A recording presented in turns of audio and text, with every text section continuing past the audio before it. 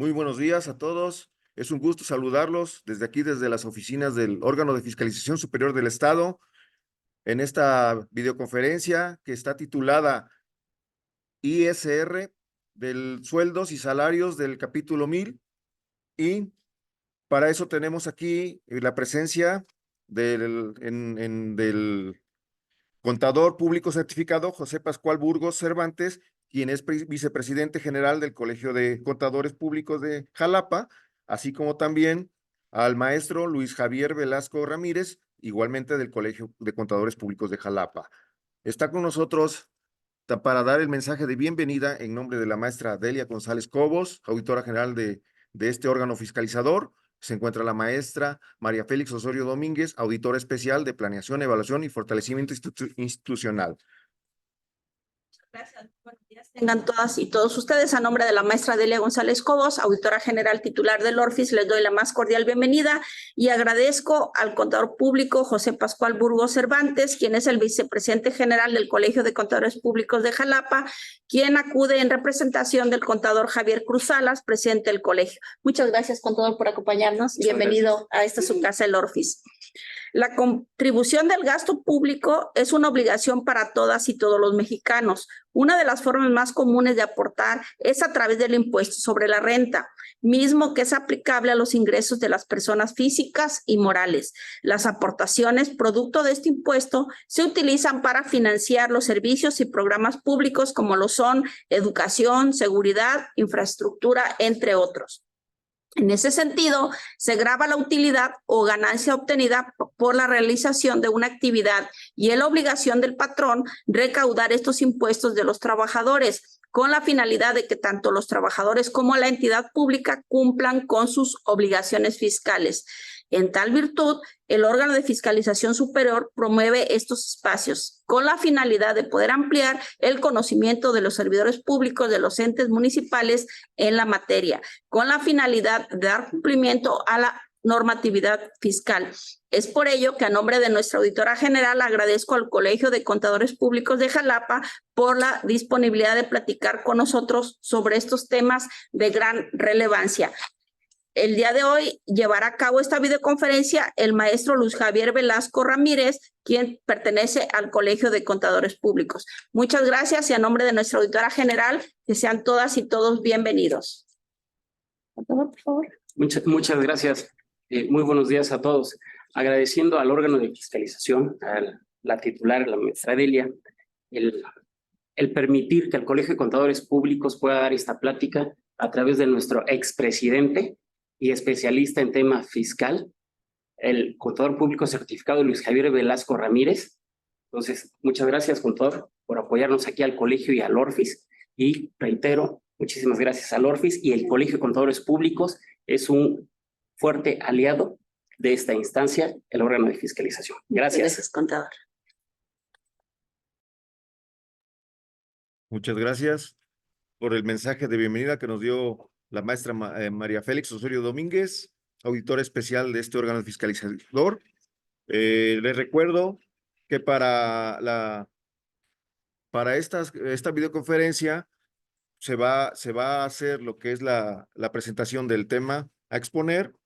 Van a surgir preguntas y respuestas. Ustedes anoten vía chat las preguntas que tengan, las dudas. Acá las vamos a canalizar para que al final le demos el espacio de las respuestas correspondientes. Bien, y a continuación, pues vamos a entrar en materia y para ello está el maestro Luis Javier Velasco Ramírez, quien va a dirigirnos lo referente al tema ICR de sueldos y salarios del capítulo 1000 y le damos la palabra. Adelante, maestro. Buenos días a todos. Gracias por recibir al Colegio de Contadores Públicos de Jalapa para dar esta plática.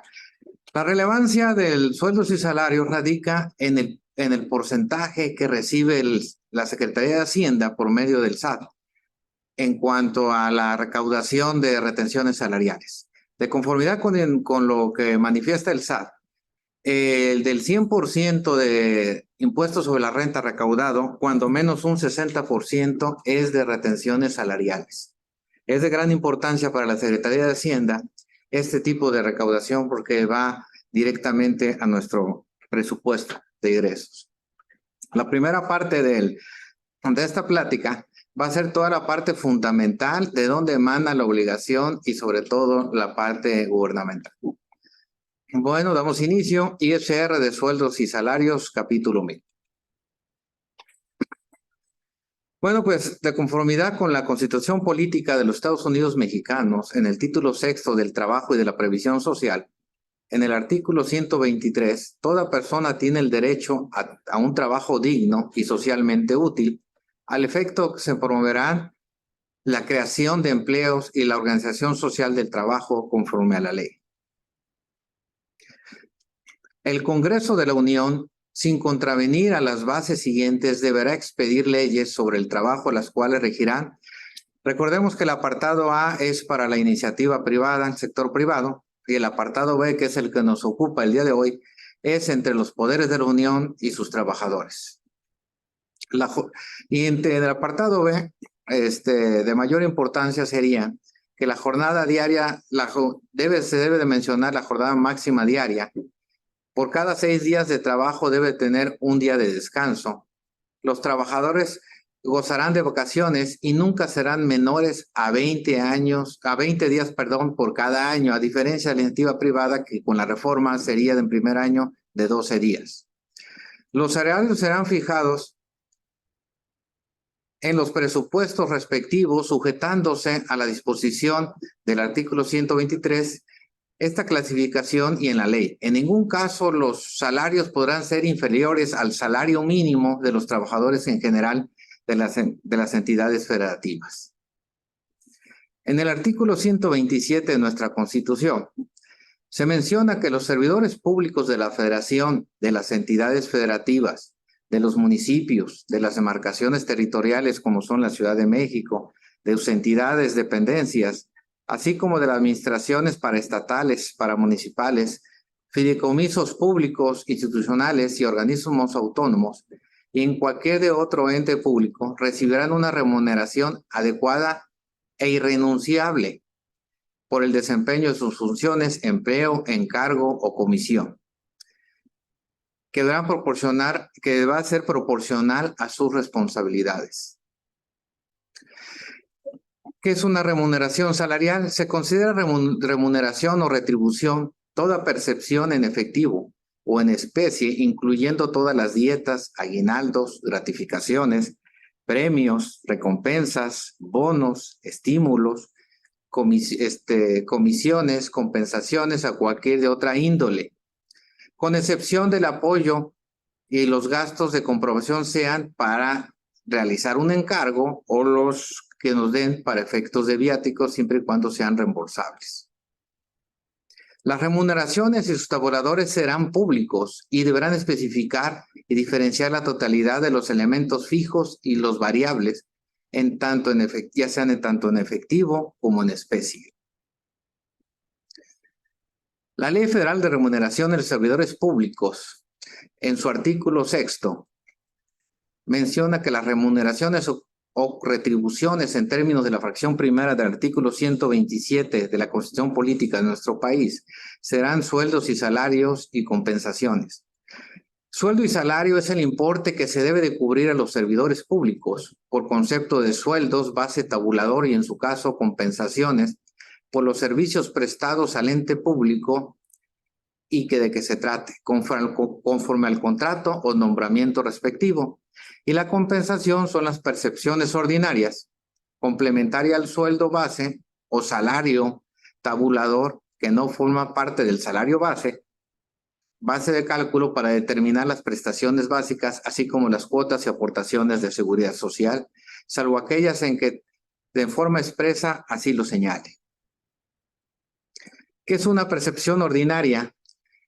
Son los premios, recompensas, bonos, reconocimientos o estímulos que se otorguen de manera excepcional a los servidores públicos, condicionados al cumplimiento de compromisos de resultados sujetos a evaluación, así como el pago de horas de trabajo extraordinarias y demás asignaciones de carácter excepcional autorizadas en términos de las disposiciones aplicables. El aguinaldo es una prestación laboral que se paga anualmente a los servidores públicos en términos de la legislación laboral.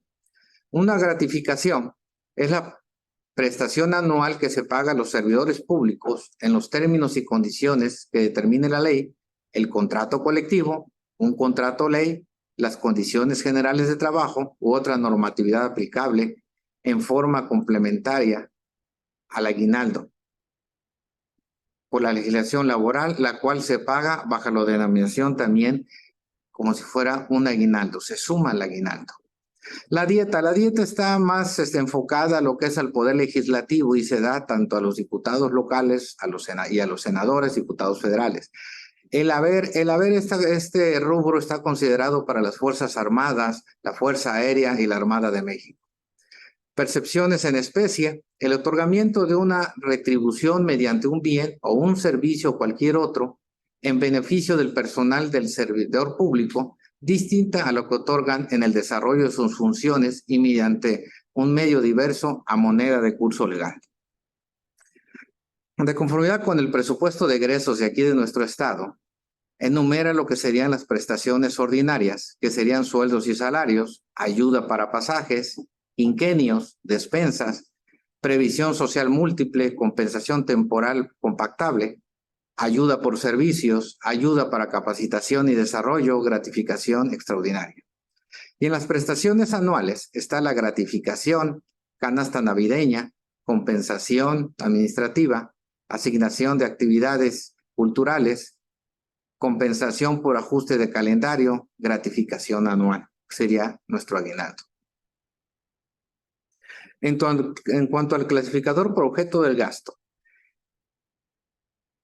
para la administración pública es el instrumento presupuestario que, atendiendo a su carácter genérico, conservando la estructura básica, lo que es capítulo, concepto y partida genérica, permite registrar de manera ordenada, sistemática y homogénea los servicios personales, materiales y suministros, servicios generales, transferencias y subsidios, otras ayudas, bienes e inmuebles, inversión pública, inversiones financieras, participaciones y aportaciones en cuanto a deuda pública. Bueno, el clasificador por objeto del gasto, el cual ustedes conocen, lo que sería el capítulo 1000, que habla del 1100 remuneraciones al personal de carácter permanente, lo que serían las dietas, haberes, sueldos base al personal, y el 1114 remuneraciones. En el 1200, honorarios asimilados, sueldos base del personal, retribuciones por servicio de carácter social, retribuciones a los representantes de los sindicatos, de los trabajadores. En el 1300 vienen las remuneraciones adicionales y especiales, que serían las primas por años de servicios, primas de vacaciones, dominical, gratificación, horas extraordinarias, compensaciones, sobrehaberes. Los sobrehaberes, ya sabes, son las liquidaciones que hacen de los trabajadores. Asignaciones técnicas de mando, de comisiones, de vuelo, técnicas especiales, honorarios especiales. Seguiríamos con el 1400, que son de seguridad social, aportaciones de seguridad social. Algunos entes, unos OPD tienen lo que es el fondo de la vivienda, lo que es Infonavit, aportaciones fondo de retiro, aportaciones para seguros. En el 1500, otras prestaciones sociales y económicas, cuentas para el fondo de retiro, indemnizaciones, prestaciones contractuales, apoyos a capacitación y otras prestaciones sociales. En el 1600 no son más que previsiones de carácter social, de carácter laboral, económicas y seguridad social. En el 1700, pago de estímulos, servidores públicos, estímulos y recompensas. El único rubro que no está aquí, que no está en la gráfica, es el 1800, que son la parte de 3% de la nómina y que no aplica para efectos del tema que estamos viendo. Ya entrando un poco en materia de la ley del impuesto sobre la renta, en cuanto a sueldos y salarios, de los ingresos por salarios en general por la prestación de un servicio personal subordinado. De los ingresos por salarios en general por la prestación de un servicio personal subordinado, son conceptos asimilados a salarios, ingresos exentos, retenciones por sueldos y salarios. Bueno, pues como recordarán ustedes o sabrán, de conformidad con la Constitución Política Mexicana, en el artículo 31, fracción cuarta, nos dice que todos los mexicanos tenemos la obligación de contribuir para el gasto público, para la Federación, Ciudad de México, estados, municipios, y lo cual lo tenemos que hacer de manera proporcional y equitativa, de acuerdo a como lo consignan las leyes. De todo esto emana la obligación que tienen los patrones de determinar los impuestos, de retenerlos y a su vez de enterarlos. En el artículo 1 de la Ley del Impuesto sobre la Renta establece que las personas físicas y las morales están obligadas al pago del impuesto sobre la renta en los siguientes casos: los residentes en México respecto de sus ingresos, cualquiera que sea su ubicación de fuente de riqueza en donde proceda. Ya pasando al título 4 de las personas físicas en las disposiciones generales, los sujetos obligados se encuentran contemplados en el artículo 90 y a la letra dice que están obligados al pago del impuesto establecido en este título las personas físicas residentes en México que obtengan ingresos en efectivo, en bienes, devengando cuando en los términos de este título señale en crédito, en servicios o en los casos que señale la ley o cualquiera de otro tipo. Para efectos del título 4, personas físicas, capítulo 1 de los ingresos por salarios y en general por la prestación de un servicio personal subordinado, que se encuentra dentro del artículo 94 al 99 de la Ley del Impuesto sobre la Renta, aquí establece quién es el sujeto. El sujeto es quien realiza el trabajo o el trabajador, la persona que recibe el salario. El objeto, los salarios, la prestación que deriven de una relación laboral, la PTU, que en este caso al sector público no es afecta, y las que deriven de los términos de la relación laboral. Se consideran ingresos en efectivo, en bienes o en efectivo. Todo ello forma parte del objeto. La base es variable dependiendo del tipo de ingreso, pero es la cantidad a la cual se le aplica la tarifa del impuesto. Tasa o tarifa, se utiliza la tasa del artículo 96, pero también depende de los diferentes tipos de ingresos. Existen los ingresos acumulables o de los cuales se obliga a aplicar la tarifa, y de los ingresos no acumulables se les aplica una tasa. Ese es el diferencial de uno con el otro. Siguiendo con el artículo 94, ingresos por la prestación de servicios subordinados, contempla los salarios, las demás prestaciones derivadas de la relación laboral, incluidos PTU, las que deriven de la terminación de la relación laboral, liquidaciones, finiquitos, las becas a personas que asumen la obligación de prestar servicios a quien se le otorga, la ayuda o compensación para la renta de casa, transporte, o cualquier otro concepto que se entregue en dinero o en bien, sin importar el nombre en el que se le designe. Ok, y en la fracción primera, que es la que nos aplica para los servidores públicos, dice ingresos de funcionarios y trabajadores de la Federación, entidades federativas y municipios, incluyendo gastos no sujetos a comprobación, los obtenidos de miembros de las Fuerzas Armadas. En este caso, ya de la fracción 2 a la fracción séptima, ya estamos hablando de anticipos de remanentes, asociaciones y sociedades civiles, honorarios a consejos directivos, lo que son las mercantiles, honorarios a personas de servicios preponderantemente a un trabajador. Es cuando en la iniciativa privada un trabajador está asimilado a salarios, trabaja con dos personas, con dos patrones, y en uno percibe el mayor porcentaje de su fuente de ingreso, y es por eso que se puede asimilar a salarios. Y reitero, hasta la fracción séptima son factibles, pero para efectos de iniciativa privada. En el artículo 94, ingresos por servicios, cuando los funcionarios de la Federación, de las entidades federativas o de los municipios tengan asignados automóviles que no reúnan los requisitos del artículo 36, fracción segunda de esta ley, considerarán ingresos en servicios la cantidad que no hubieran sido deducibles para fines de este impuesto de haber sido contribuyentes del mismo de las personas señaladas. Aquí sí he de recalcar, y me voy ya empezando con la parte práctica, detener un poquito para tratar de ser un poco más explícito. De las veces que me ha tocado participar, revisar en algún ente público, yo no he visto que ninguno haga este tipo de acumulaciones. Este tipo de acumulaciones a los entes no lo están realizando y afortunadamente para ellos cuando nos revisan capítulo 1000 tampoco lo tienen considerado aquí las autoridades fiscalizadoras. El monto que, como ustedes saben, el monto para que un automóvil sea utilitario, sea deducible como utilitario son 175,000 pesos más IVA. Son los de gasolina, dice.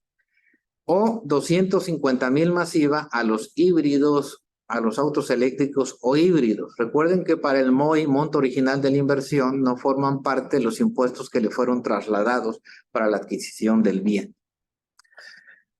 Aquí lo que se refiere es que cuando un funcionario público se le asigna un vehículo, el cual lo adquirieron durante el periodo que él está como funcionario.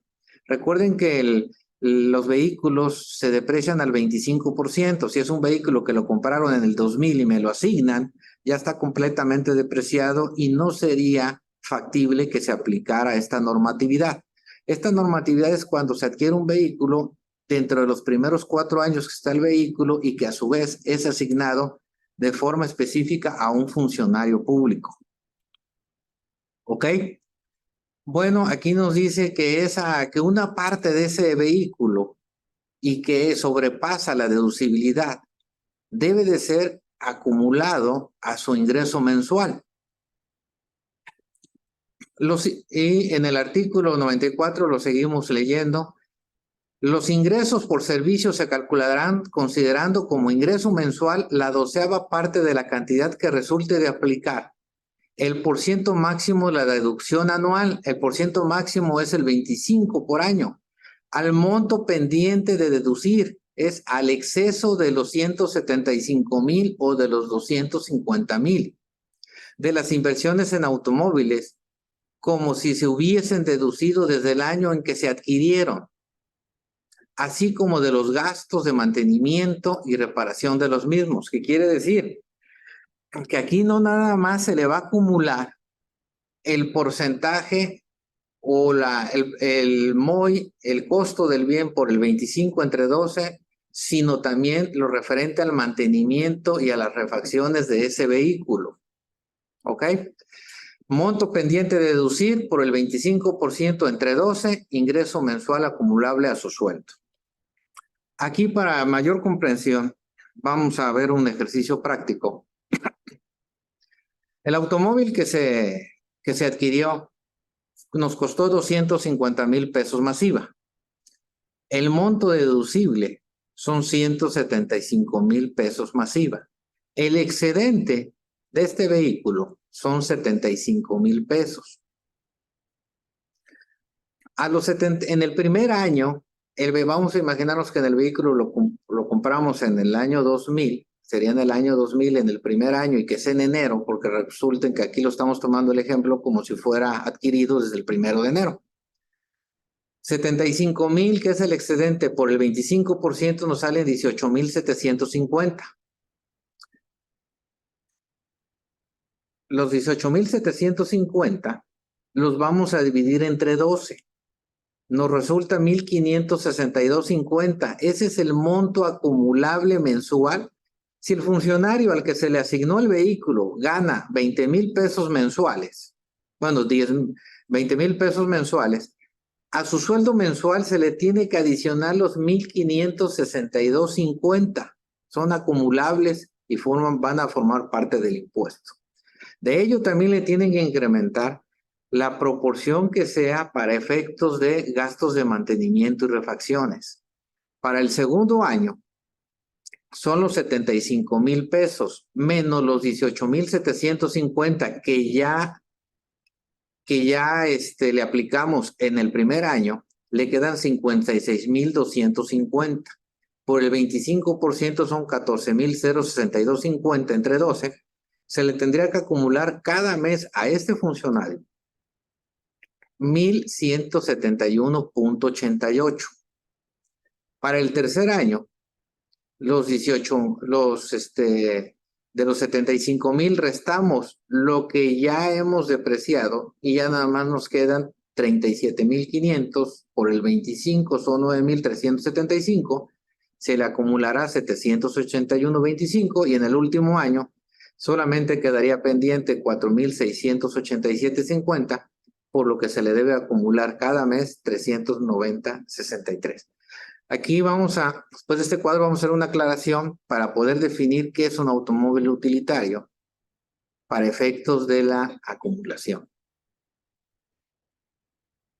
Aquí lo grave sería o lo importante sería si el vehículo que se le está asignando al funcionario costara $1,000,000. Aquí estamos hablando de un vehículo de 250,000 y que la parte que se le acumula pues es muy poca.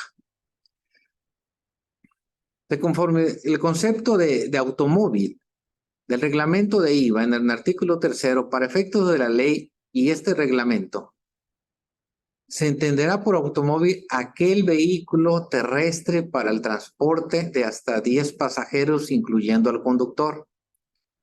No se consideran los comprendidos en esta definición anterior las motocicletas, ya sean de 2 o 4 ruedas.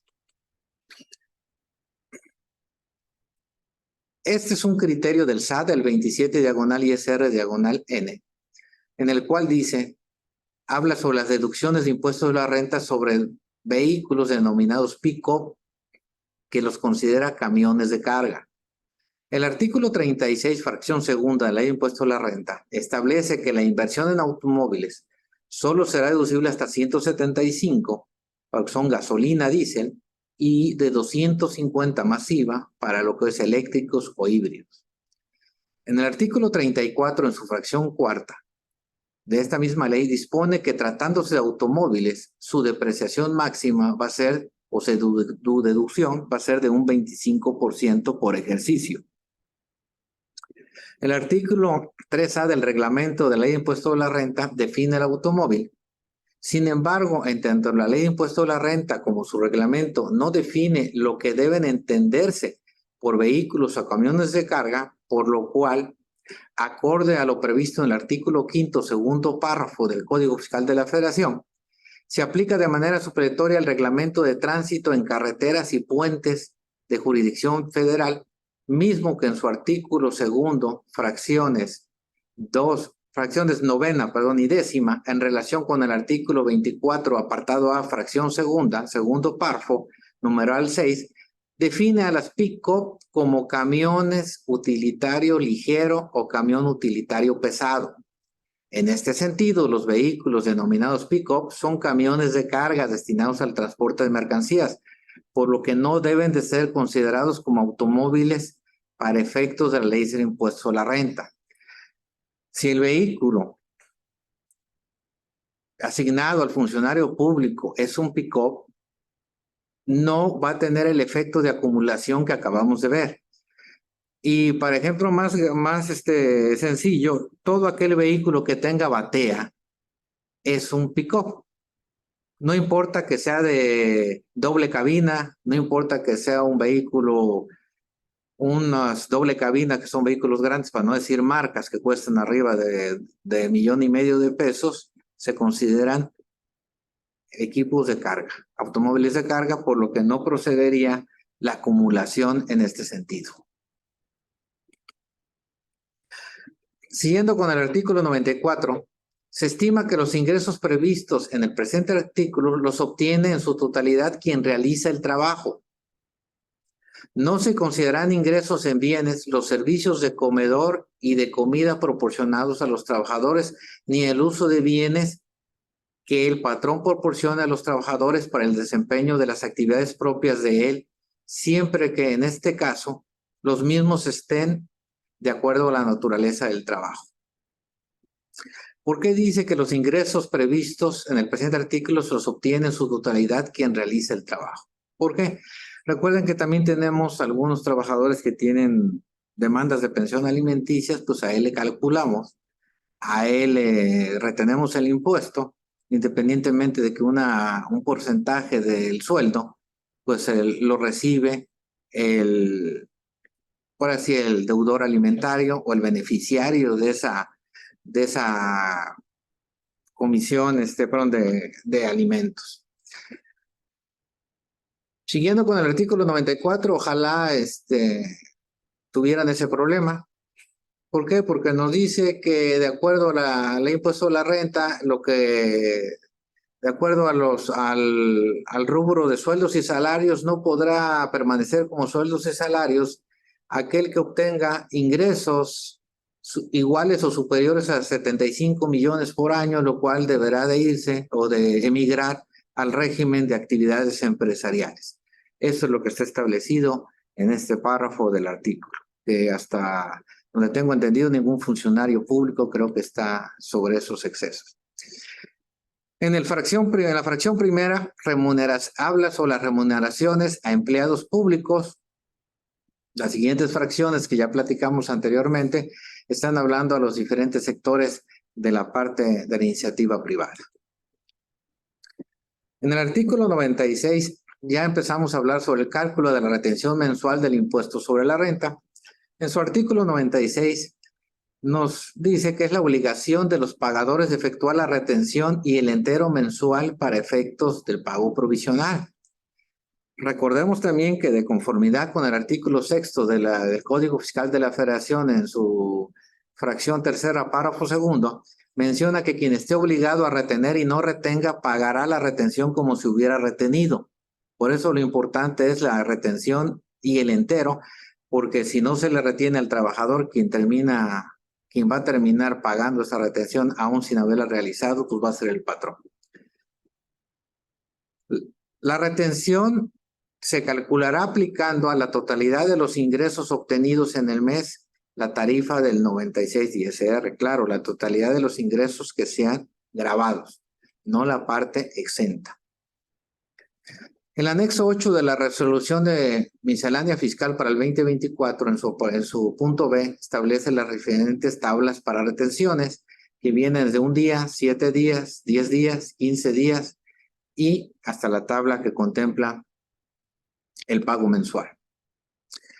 Esta es la tabla que es aplicable para el 2024 y la que ustedes con la que están haciendo retenciones para efectos de ya sea mensuales, quincenales o semanales de los trabajadores. Esta es la tabla del impuesto sobre la renta, vienen los parámetros. Recordemos que el impuesto es progresivo, va del 1.92 hasta el 35. Ahora hablaremos de lo que para este año ya hasta el 30 de abril había sido una letra muerta, que es el subsidio al empleo, porque ya los parámetros de subsidio al empleo habían superado lo que es el salario mínimo y no le daba subsidio a enterar, al contrario, le daba un ISR a retener y ahorita lo platicaremos. El subsidio para el empleo es una de las tantas iniciativas otorgadas por el SAT para incentivar la formalización de los trabajadores mexicanos. Su propósito es otorgar un monto predeterminado a los trabajadores que perciben mensualmente un ingreso bajo. Para el 2024 los ingresos van desde 1 centavo hasta 7,382.33. A continuación presentaremos la tabla. Esta tabla, que fue publicada desde el 31 de octubre de 2013, no ha sido actualizada. Y si vemos el monto máximo y cuánto le toca, ya los trabajadores de salario mínimo ya no tienen derecho a la retención. Ya quedó sobrepasado esta tabla, quedó obsoleta. ¿A quiénes se les aplica el subsidio?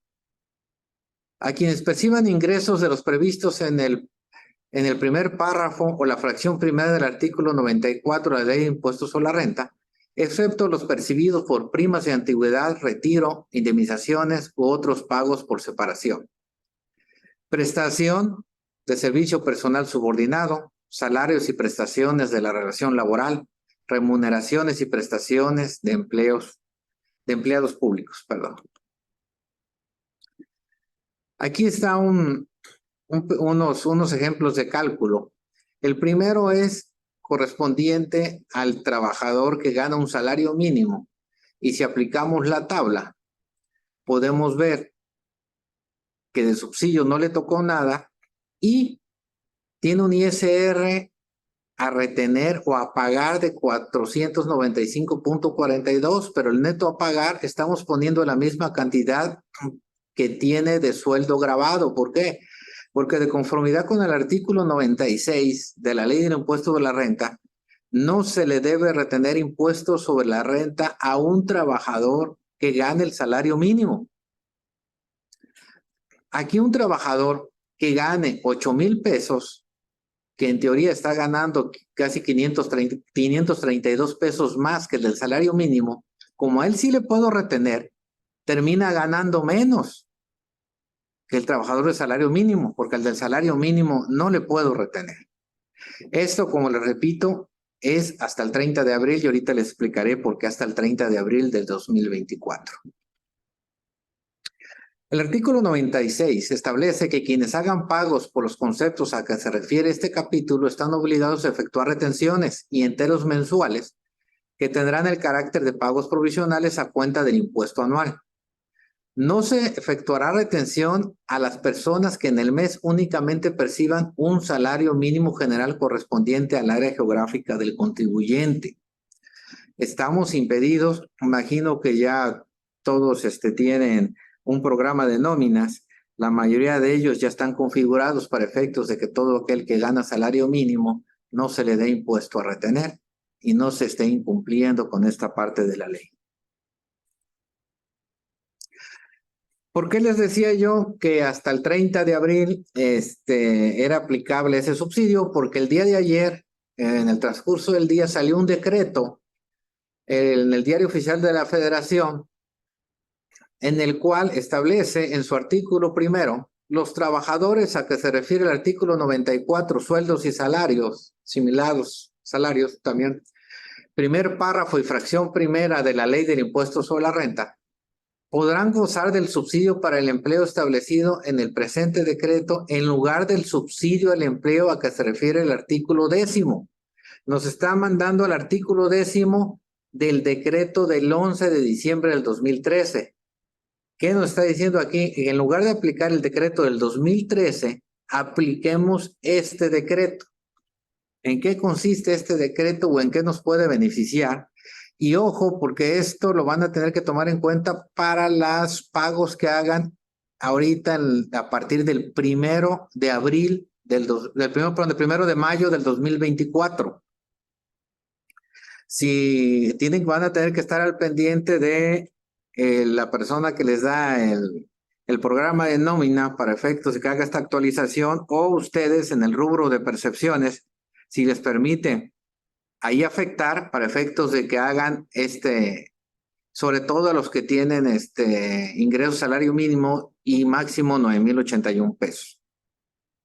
Este decreto en su artículo 2 establece que se otorga el subsidio para el empleo mensual a los trabajadores a que hace referencia el artículo 1 de este decreto, cuyos ingresos mensuales que sirvan de base para calcular el impuesto sobre la renta correspondiente al mes de calendario que se trate no excedan de 9,081 pesos. Ojo, este es el tope. Si un trabajador ya gana 9,082 pesos o 9,081 con un centavo, ya no tiene este beneficio. Es muy poco, pero beneficio al fin. Excepto los percibidos por conceptos de primas de antigüedad, retiro e indemnizaciones u otros pagos por separación hasta la cantidad que resulte de multiplicar el valor mensual de la UMA, unidad de medida y actualización del 11.82. Dicho subsidio para el empleo se aplicará contra el impuesto sobre la renta correspondiente al mes de calendario de que se trate y que resulte a cargo de los diferentes trabajadores en términos del 96 de esta ley. ¿Cómo lo vamos a calcular? La UMA mensual, que son 3,300.54, lo vamos a multiplicar por el factor que nos menciona el artículo 2, 1192, y nos da un subsidio para el empleo a partir del 1 de mayo del 2024 de 390.12.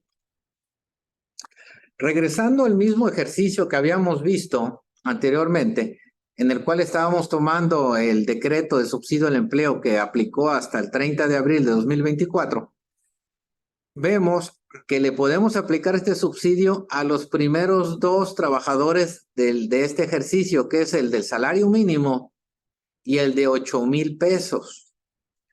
El del salario mínimo no va a tener diferencia alguna. ¿Por qué?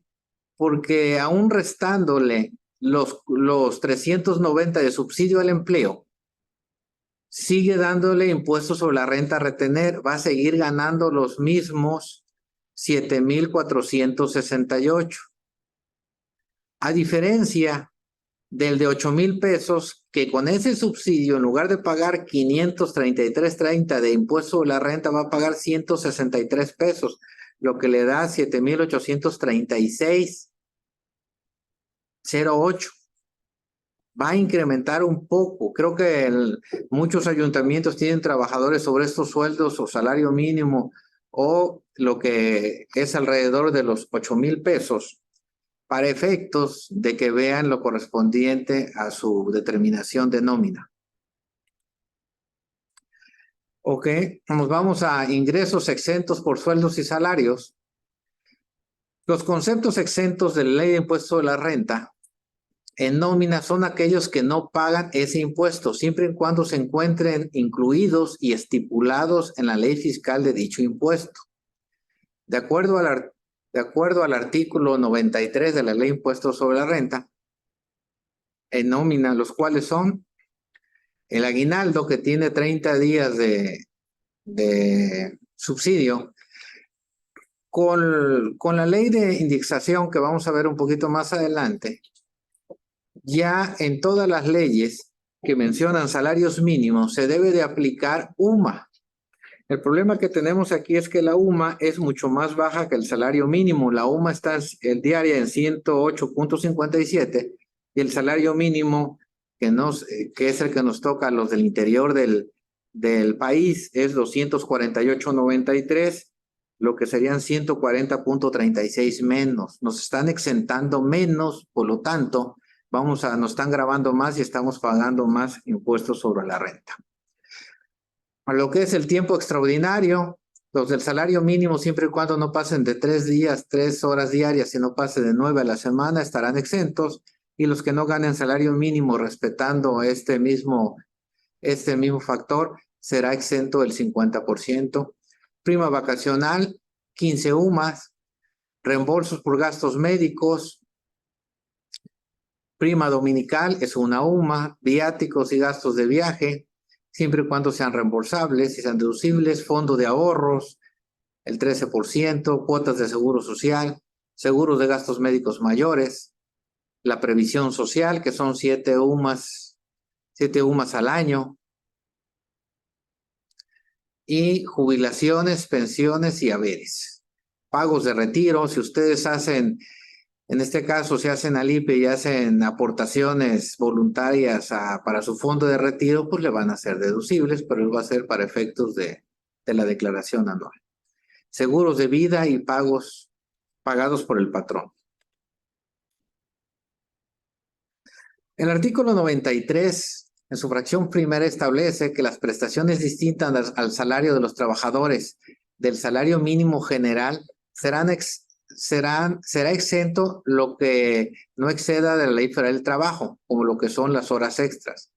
Lo que referíamos anteriormente, los trabajadores que perciban más del salario mínimo general, solo será exento el 50%, siempre y cuando no exceda de los mínimos de la Ley Federal, lo cual será de 5 veces el salario mínimo.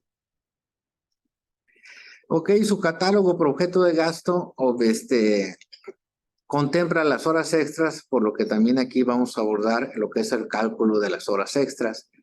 En términos de la Ley Federal del Trabajo, en sus artículos 65 y 66, la jornada laboral puede extenderse en 2 circunstancias. Por circunstancias adversas, en los casos de siniestro o riesgo inminente, en que peligre la vida del trabajador o de sus compañeros o del patrón o la existencia misma de la empresa.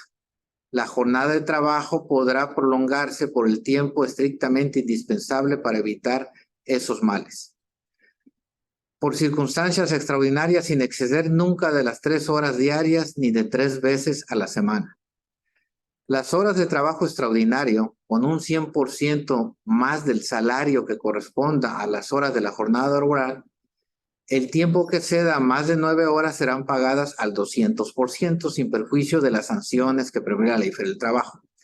Recordemos que la ley prevé que no pueden ser más de 9 horas. Si son más de 9 horas, se las tienen que pagar triples y el patrón va a ser sancionado porque contravendrá la misma Ley Federal del Trabajo. En el decreto del 27 de enero de 2016, establece en su artículo 3º transitorio este decreto por el que se declaran reformadas y adicionadas diversas disposiciones de la Constitución Política de nuestro país. A la fecha de la entrada en vigor del presente decreto, todas las menciones al salario mínimo, como unidad de cuenta, índice, base, medida o referencia para determinar la cuantía de las obligaciones o supuestos previstos de la Ley Federal del Trabajo Estatal del Distrito Federal, así como de cualquier dirección jurídica que emane de las anteriores, se entenderá referidas a unidad de medida actualizada. En todo lo que referíamos hace un momento, todas las leyes que contemplan salarios mínimos, ya sea sanciones, exenciones o del INDE, lo que sea, se van a entender desde el 27 de enero de 2016 como UMA. Sí les convino a los trabajadores que tenían créditos en base a salarios mínimos, porque la UMA es menor. Lo que no convino al trabajador es que la UMA es inferior y exenta en menor cuantía las percepciones de los trabajadores y les hace pagar un mayor impuesto. Esta es la tabla la tabla de las UMAs, lo que tenemos desde 2016 hasta el 2024. Y aquí es donde vemos el valor de la UMA, 108.57. Si la elevamos mensual, se tiene que multiplicar por 30.4. Recordemos que el 30.4 es un factor porque hay meses que tienen 28, 30 y 31 días. El 30.4 es para estandarizar los meses. ¿Cómo determinamos lo que es los salarios mínimos? El salario mínimo general es el 248.93, las zonas fronterizas 374.89, la UMA está en 108.57. La diferencia que tenemos de la UMA con el salario mínimo general es de 140.36 y de la zona fronteriza 262.32. Imaginémonos que estamos exentos 10 salarios mínimos, pues nos están grabando 1,400 más solo por esta ley que pasó de salarios mínimos a UMA. Y para las áreas fronterizas, pues serían 2,660 más que tendrían grabado para efectos de sus percepciones. Por eso en muchos casos, no sé si han visto la nómina, de que hay un incremento de un 20%, pero resulta que a la hora de que reciben el salario neto, no es un 20%, es menos, porque también las tablas y tarifas no han sido actualizadas desde hace más de 10 años. Por lo que con el incremento, una parte importante del incremento se la está comiendo el impuesto. Se lo está reteniendo propiamente el impuesto y se está enterando a la federación. Parte grabada de las horas extras. En este ejemplo, el trabajador que percibe más del salario mínimo y trabaja 10 horas extras, 3 el lunes, 2 el martes, 4 el jueves y 1 el viernes, conforme a la siguiente información. Salario diario del trabajador, 300 pesos. Las primeras 8 horas van a ser a 37.50, lo que sería 9 por 37.50 por 2, se le va a pagar 675 pesos. Una hora de 37.50 se le va a pagar a 11.12.50 por 3, porque ese es triple. Y total de lo que se le va a pagar van a ser 787.50. Aquí es como están distribuidas las 10 horas que el trabajador tuvo en el lunes. Sí cumple porque son 3 horas En el segundo cumple porque son 2 horas. En el tercero ya no cumple porque son 4 horas. Solamente van a ser 8 las que van a caer dentro del límite. Una está fuera del límite y el viernes ya sería el 4.º día que el trabajador hace horas extras, por lo que también estaría fuera del límite establecido de acuerdo con la Ley Federal del Trabajo. Importe base para la exención de las horas extras por concepto de límite de la Ley Federal del Trabajo. Vemos que el importe por hora son 37.50 por 2, son los 75. Por las 8 horas son 600 pesos. Y porcentaje exento por las horas del salario mayor al mínimo es el 50%, lo que serían 300 pesos. Importe exento durante las horas son 300 pesos que son menores a los 542.85 que son las 5 UMAS. Importe de horas extras pagadas, 787.50, menos horas exentas son 300 pesos. Lo que llevaremos a gravar a nuestro salario van a ser 487.50 de horas extras. Lo que se aprecia aquí en el ejemplo, 4.500 más 787 de horas extras nos da 5.287.50, menos la parte exenta, que son 300. La parte que vamos a grabar para el trabajador son 4.987.50. Procedemos a lo que es aplicar la tabla. Subsidio ya no le corresponde, por lo que le da 4.000. Monto net se le va a retener 386.15. Lo que va a recibir son los 4.901.35. El aguinaldo son 30 UMAS, lo que está exento de conformidad con la fracción 14 del 93. Monto exento ISR para el aguinaldo, pues van a ser la UMA 108.57 por 30, va a estar exento el aguinaldo por 3.257. Si fuéramos por lo que serían los salarios mínimos, casi tendríamos una exención de 7.500 pesos. Es el efecto que tenemos con el cambio de salarios mínimos hacia UMAS. Para calcular la retención del artículo 96, señala en su segundo párrafo que se aplicará la tarifa en total de los ingresos obtenidos en el mes.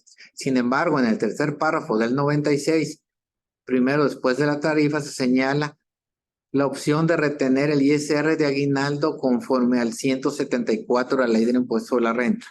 Bueno, para efectos del aguinaldo, o le retenemos de conformidad con el artículo 96 o le retenemos de conformidad con el artículo 174. En teoría tendríamos que hacer los cálculos de los dos y ver cuál es el que mayor beneficio le da al trabajador. En la realidad son pocos retenedores los que hacen este doble cálculo para ver cuál de ellos le da un menor impuesto y un mayor beneficio al trabajador. Considerando que el aguinaldo es un derecho de los trabajadores generado en el transcurso del tiempo laborado. Aquí lo que tenemos, salario mensual, son los 7.468, la UMA, lo exento son los 3.257, el trabajador A que gana 7.468, el salario mínimo. El trabajador B que gana 30,000 pesos, su aguinaldo son 15, en este ejemplo estamos tomando 15 días de aguinaldo, que para ustedes es mucho mayor. Ingreso exento van a ser los 3.257 días para cada trabajador. La base, están los 11,000. La base gravable van a ser el mes son 11,000 menos lo exento. Hay que aplicarle aquí límite inferior, límite superior y nos da una retención aquí al trabajador A y los de los 45,000 al trabajador B, que son 37,000, 3,000, perdón. Ahí se le fue un 0. Esta es la opción del 174, que está un poquito complicada. Ahorita primero vamos a ver la parte normativa y luego el cálculo. Las remuneraciones en el 174, en la fracción 1, dice la metodología. Bueno, en las fracciones del 174, en la fracción 1, la remuneración de que se trate se dividirá entre 365 y el resultado se multiplicará por 30.4. La remuneración, o sea, el aguinaldo entre 365 por 30.4. A la cantidad que se obtenga conforme a la fracción anterior, se le adicionará el ingreso ordinario por la prestación de un servicio personal subordinado que perciba el trabajador en forma regular en el mes de que se trate, y al resultado se le aplicará el procedimiento establecido en el artículo 96. Fracción tercera. El importe que se obtenga conforme a esta fracción se disminuirá por el impuesto que corresponda al ingreso ordinario por la prestación de un servicio personal subordinado a que se refiere dicha fracción, calculando este último sin considerar las demás remuneraciones mencionadas en este artículo. Fracción cuarta. El impuesto a retener será el que resulte de aplicar a las remuneraciones a que se refiere este artículo sin deducción alguna la tasa a que se refiere la fracción quinta, la fracción siguiente. La tasa que se refiere la fracción anterior se calculará dividiendo el impuesto que se determine en términos de la fracción tercera de este artículo entre la cantidad que resulte conforme a la fracción primera del mismo artículo. El coeficiente se multiplicará por 100 y el producto se expresará en %. Ok, aquí lo vamos a ver con números para que sea un poco más fácil, más didáctico. Tenemos el salario del trabajador, 7,468. La UMA, que son 108.57. Monto máximo son 3,257. Sumados los 7,000 más los 3,000 da 11,000. 30,000 más 15,000 son 45 menos la exención.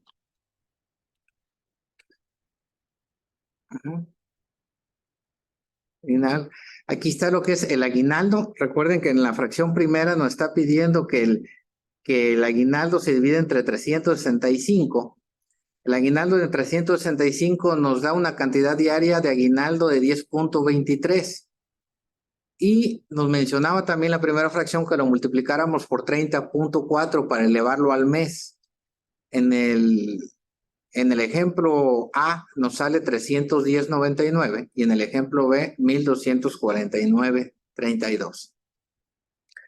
Pasamos a la fracción segunda del 174 del reglamento, en el cual nos menciona que del ingreso mensual le adicionemos o le sumemos el resultado que tenemos de la fracción primera, que es el aguinaldo entre 365 por 30.4, que son los 310.99.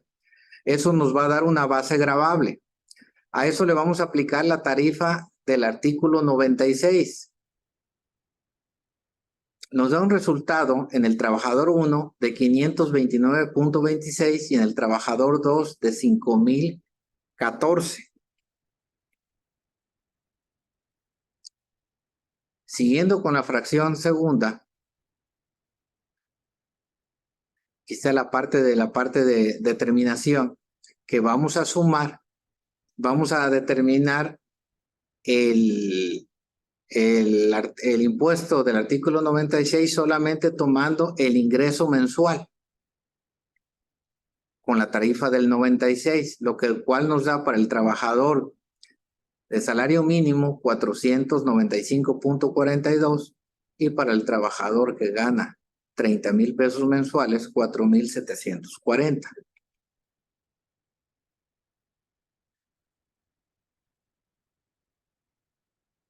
¿Dónde está?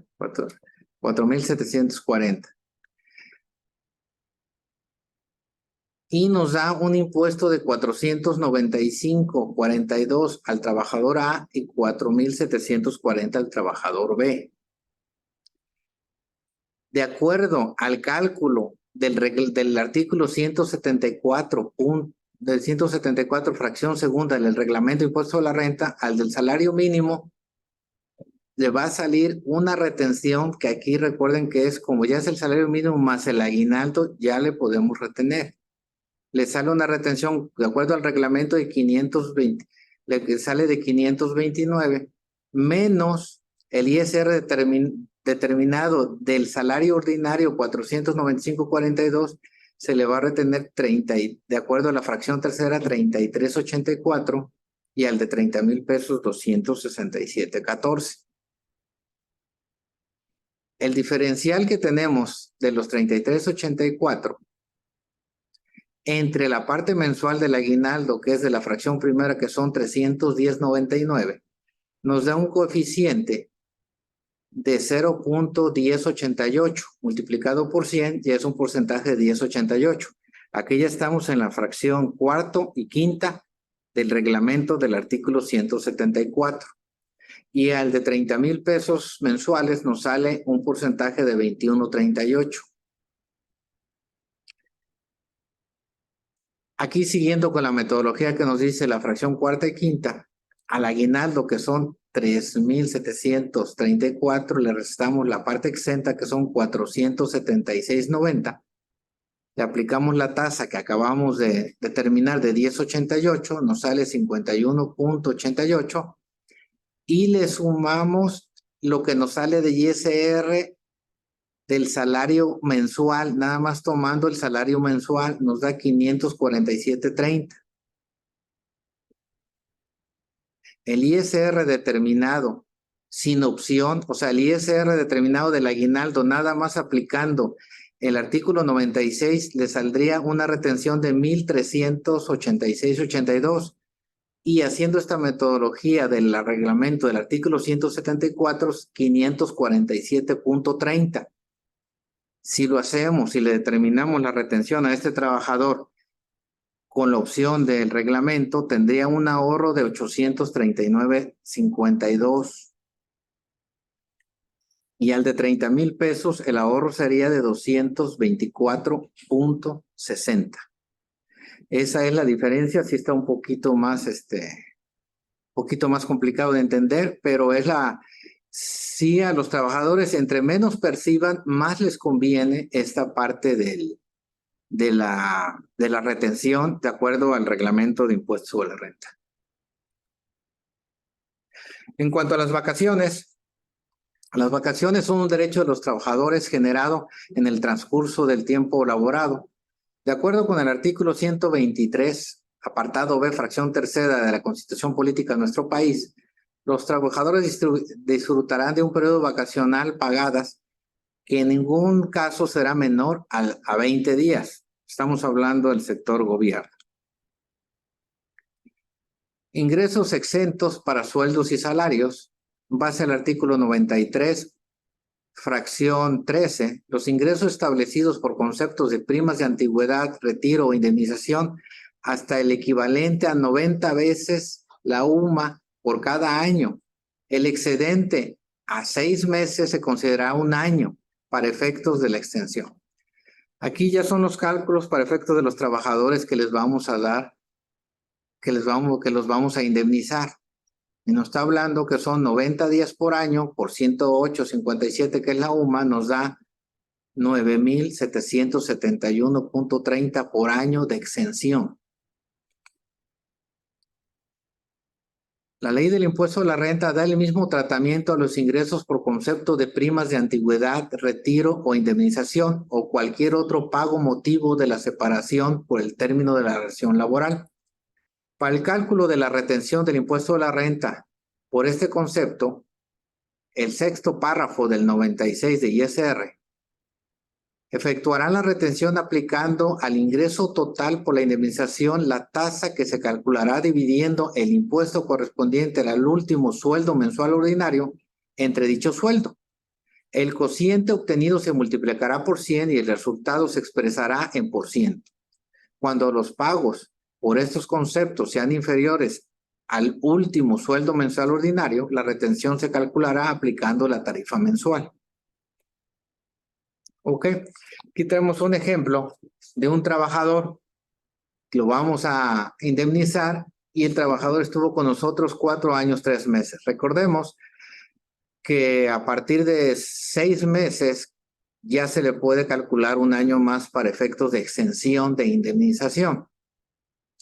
En este caso, sería la UMA 108.57. El trabajador tiene un sueldo mensual de 15,000 pesos y la indemnización que se le dio fueron de 85,000 pesos.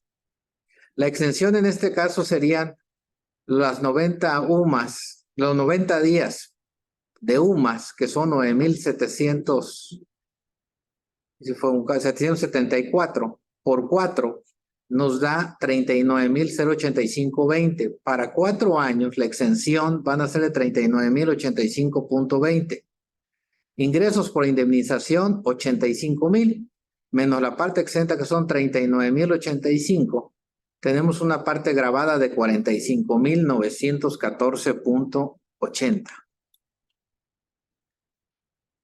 Y aquí, siguiendo la metodología que nos menciona el artículo, debemos de determinar el impuesto del último sueldo mensual. El último sueldo mensual de este trabajador fue de 15,000 pesos, dándole un impuesto de 1,552. Este impuesto del último impuesto mensual se dividirá entre el último sueldo mensual ordinario, el impuesto entre el último sueldo mensual ordinario, los 1,552 entre los 15,000, y nos va a dar un factor de 0.1035 multiplicado por 100, nos da ya el porcentaje expresado en por cientos de 10.35.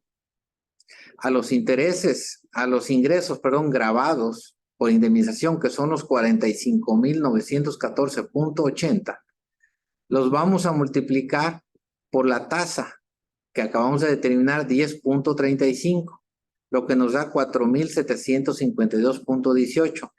Este va a ser el ISR a retener por el pago de la indemnización. Pues bueno, hasta aquí lo que es todos los conceptos aplicados al tabulador de capítulo 1000.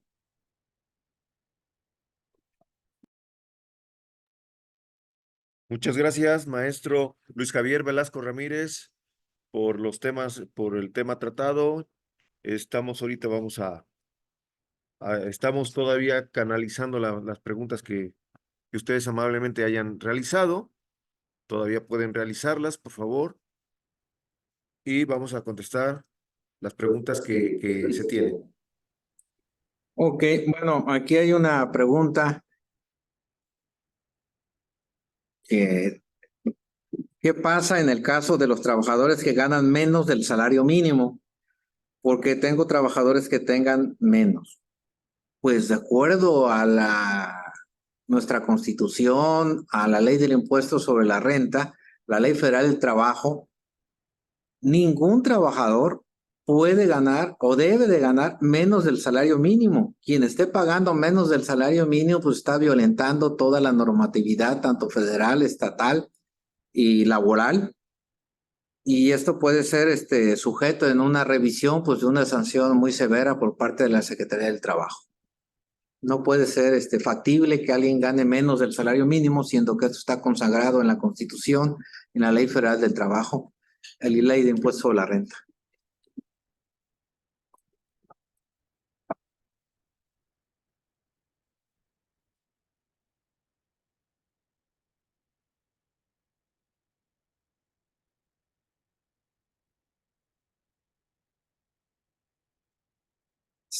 Me preguntan aquí, ¿existe normativa que indique qué obligación debe de contar con un tabulador de sueldos y salarios? ¿Puedes opcionar el tenerlo? No. Hay un tabulador, es más, ese tabulador está publicado en la misma Gaceta de aquí del estado. Y es en base a las funciones que tiene, funciones, jefaturas, niveles que tenga de responsabilidades.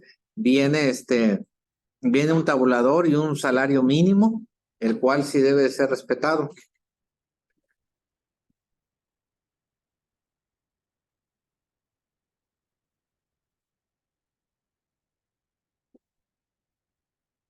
Tenemos otra, se la leo. Sí, como usted guste, señor. ¿Qué pasa con los policías que ganan 1,750 a la quincena? ¿Y cuál sería el proceder? Y 4,500 quincenales, ¿está bien o igual es por debajo del salario? Bueno, el salario mínimo que estamos hablando son 7,800. No sé si 1,750 son 3,500, son 7. Estarían percibiendo un salario menor al mínimo. Ahí lo que tendrían que hacer ellos, pues con su comprobante de trabajo, pues no sé si es correcto lo que diga, pero pues tienen que acudir a una instancia laboral para efectos pues de manifestar lo concerniente, pero sí tienen que tener un documento que ampare su dicho, porque si no, sí va a haber un poquito de problemas. Tienen que ampararlo.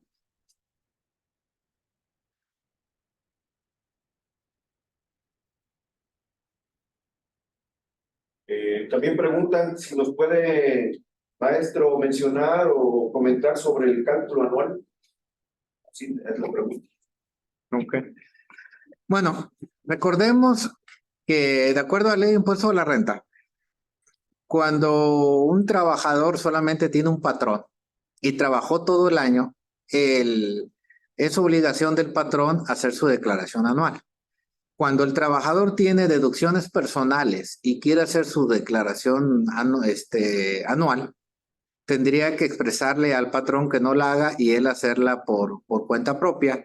Siempre se recomienda que se haga cuando el trabajador tiene deducciones personales porque sí le puede dar un impuesto a devolver.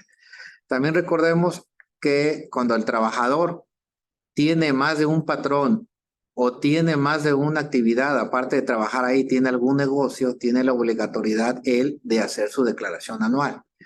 También recordemos que en los primeros días de diciembre, el patrón tiene que hacer una corrida, un ajuste para determinar si está reteniendo de más o de menos a sus trabajadores, y lo cual lo deberá de reflejar en las 2 quincenas o en el aguinaldo, para efectos de que no suceda como en años pasados, que hasta que entregábamos la informativa en febrero, era cuando nos dábamos cuenta si le habíamos pagado de más o de menos a los trabajadores y se le empezaba a retener o a devolver la cantidad en exceso en caso de que se le había retenido de más.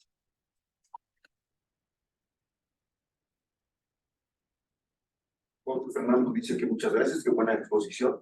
Gracias. Dice otra pregunta, ¿qué opina el secretario del ayuntamiento y contralor interno? Ganen 7,000 neto quincenal y si se le retiene una mínima cantidad del ISR y al IPE. Que gane 7 netos quincenal. Bueno, pero es que lo que estaría mal es que estuviera ganando menos del salario mínimo. Ahí está ganando un poco más. Eso debe ser también en base al presupuesto que tiene el ayuntamiento. Y como dice la misma normatividad, el sueldo debe de ser acorde a la responsabilidad que tiene el funcionario público. Yo lo que opinaría es que para la responsabilidad de un secretario y de un contralor ganar 14,000 pesos netos mensuales, a mí se me haría a mí en lo personal se me haría poco. También preguntan, ¿cuánto es el salario mínimo de un policía? Hijo, ahí tendríamos que revisar si está contemplado entre los salarios mínimos profesionales, pero recordemos que el salario mínimo profesional está prácticamente como 100 pesos arriba del salario mínimo. No sé, yo creo que deberíamos de partir del salario mínimo y de ahí pues ver las prestaciones también que tiene. Una última pregunta, ¿cómo se recupera lo del IPE? ¿Cómo se recupera lo del IPE? Bueno, es que hay dos. Recuerden que lo que ustedes están aportando el IPE les sirve para su retiro. Lo del IPE, pues si ustedes ya no trabajan en la administración pública y quieren hacer un retiro, pues tendrán que acercarse al mismo IPE y hay unos formatos ya preestablecidos para pedir la devolución de esas aportaciones. Pero recuerden que si lo retiran y después se incorporan al gobierno estatal, pues ya no van a alcanzar una pensión porque van a quitar parte de lo que tienen ustedes para su retiro. También nos preguntan, ¿a los agentes municipales se les debe expedir un CFDI por el ingreso que se les da? Sí. Otra pregunta, ¿podríamos manejar en contratos salarios menores al mínimo, donde especifiquemos que no laboran todos los días, por ello su ingreso es menor al mínimo? No. Lo que se tiene que hacer entonces es un contrato por obra y tiempo determinado, donde van a tener que especificar qué días están laborando, pero no se puede poner que en el contrato en la quincena gana 1,000 pesos. Se debe especificar a lo mejor que va a trabajar nada más 3 días y lo equivalente a cada día y lo que podrá cobrar a la quincena. Otra pregunta dice, ¿se deben actualizar las tablas de subsidio para el empleo en el sistema de nómina para tomar el nuevo tope mensual? La tabla no, porque recuerden lo que acabamos de comentar, la tabla deja de estar sin efectos. Lo que se tiene que hacer es acudir, bueno, me imagino que ya todos tienen un sistema de nómina, tendrán que actualizar el sistema y si el sistema no está actualizado a la hora que ustedes timbren nómina, si pudieran a lo mejor, dentro del rubro de percepciones, modificarlo y ponerle subsidio al empleo y ahí agregar los 390 pesos. Bien. Una última pregunta. ¿Cómo saber si lo timbrado en la nómina fue lo realmente recibido por el trabajador para cerciorarse de que se recibió todo lo que reportó el ente? Recuerden que todos nosotros tenemos un RFC. Nuestro patrón emite el timbrado de la nómina y lo con el SAT. Ustedes, si no tienen la contraseña o la e-firma, acudir al SAT. Ya teniendo la contraseña, que son 8 dígitos, o la e-firma, pueden entrar al portal en el apartado donde dice CFDIs emitidos o cancelados.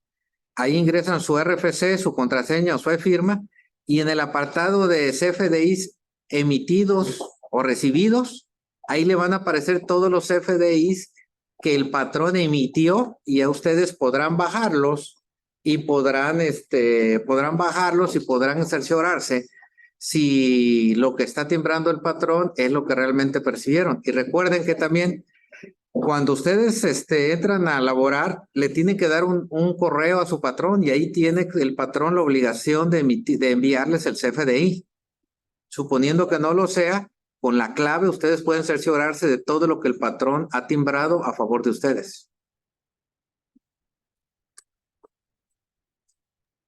Pues muchas gracias, maestro, nuevamente, Luis Javier Velasco Ramírez.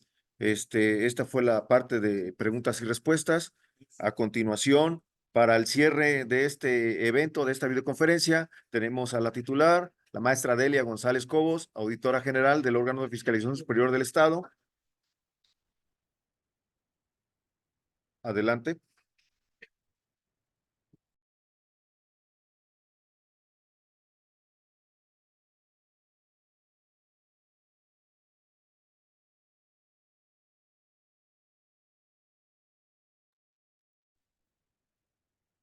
Muchas gracias. Buenas tardes a todas, a todos.